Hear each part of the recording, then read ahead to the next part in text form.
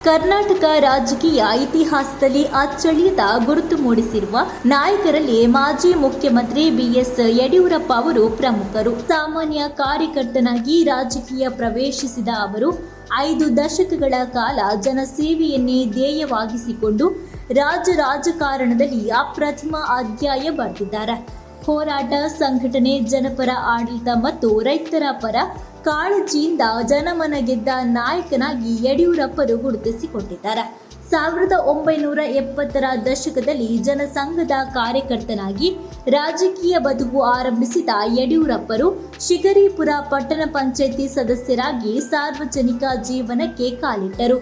ತುರ್ತು ಪರಿಸ್ಥಿತಿ ಸಂದರ್ಭದಲ್ಲಿ ಜೈಲು ಶಿಕ್ಷೆ ಅನುಭವಿಸಿದ ಅವರು ಹೋರಾಟದ ರಾಜಕಾರಣದ ಮೂಲಕ ಜನರಲ್ಲಿ ತಮ್ಮದೇ ಆದ ವಿಶ್ವಾಸವನ್ನು ನಿರ್ಮಿಸಿಕೊಂಡರು. ನಂತರ ಬಿಜೆಪಿ ಸಂಘಟನೆ ಬಲಪಡಿಸಲು ಗ್ರಾಮ ಸುತ್ತಿ ಪಕ್ಷ ಕಟ್ಟಿದ ನಾಯಕರಲ್ಲಿ ಇವರು ಮುಂಚೂಣಿಯಲ್ಲಿದ್ದರು.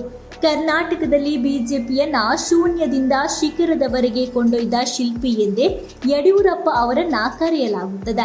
ದಕ್ಷಿಣ ಭಾರತದಲ್ಲಿ ಮೊದಲ ಬಾರಿಗೆ ಬಿಜೆಪಿ ಸರ್ಕಾರ ರಚನೆಯಾಗಲು ಕಾರಣಕರ್ತರಾದ ಅವರು 2008ರಲ್ಲಿ ಮುಖ್ಯಮಂತ್ರಿಯಾಗಿ ಪ್ರಮಾಣ ವಚನ ಸ್ವೀಕರಿಸಿ ಹೊಸ ರಾಜಕೀಯ ಇತಿಹಾಸ ನಿರ್ಮಿಸಿದರು.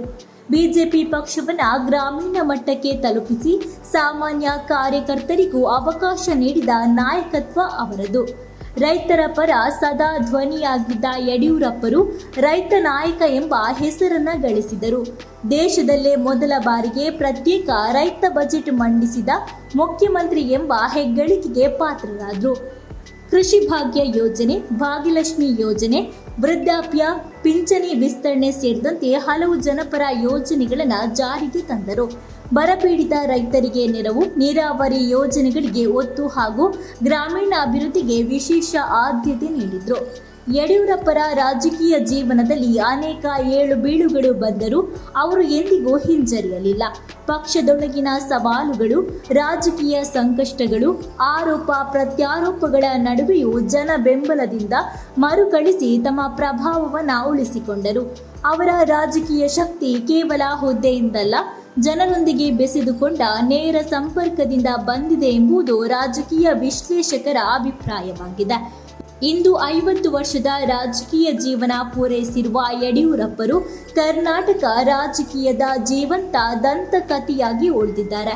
ಜನರ ಸಮಸ್ಯೆಗಳಿಗೆ ಸ್ಪಂದಿಸುವ ಮನಸ್ಸು, ಮಾತು ಕೊಟ್ಟರೆ ನೆರವೇರಿಸುವ ಗುಣ ಹಾಗೂ ಹೋರಾಟದ ಮನೋಭಾವ ಅವರನ್ನ ವಿಶಿಷ್ಟ ನಾಯಕರನ್ನಾಗಿ ಮಾಡಿದೆ.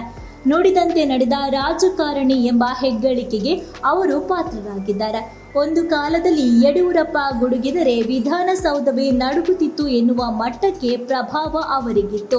ಇದೀಗ ಅಜಾತ ಶತ್ರುವಿನ ರಾಜಕಾರಣದ ಸಾರ್ಥಕ 50ರ ಸಂಭ್ರಮದ ಹಿನ್ನೆಲೆ ಮೇ 9ರಂದು ಚಿತ್ರದುರ್ಗದಲ್ಲಿ ಬಿಎಸ್ವೈ ಅಭಿಮಾನೋತ್ಸವ ಎಂಬ ಕಾರ್ಯಕ್ರಮ ಆಯೋಜಿಸಿದ್ದರು.